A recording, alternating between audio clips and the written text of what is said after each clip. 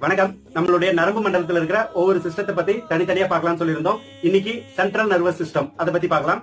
Central அப்படின்னா head குவார்டர்னு வச்சுக்கலாம். ஒரு தலைமைச் செயலகம், பாராளுமன்றம் கற்பனை பண்ணி பாத்துக்கோங்களேன். அங்கிருந்து ஒரு விஷயம் கடைக்கோடி கிராமங்கள் வரைக்கும், லாஸ்ட் எட்ஜ் வரைக்கும் சட்டத்திட்டங்கள் அமல்படுத்துறாங்க இல்லீங்களா?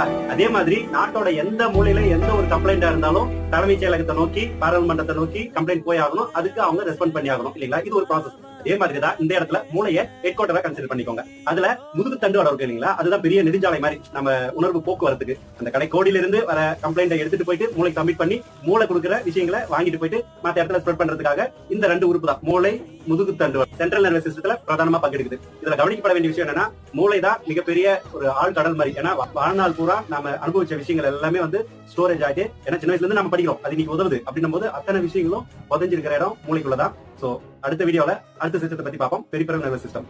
நன்றி.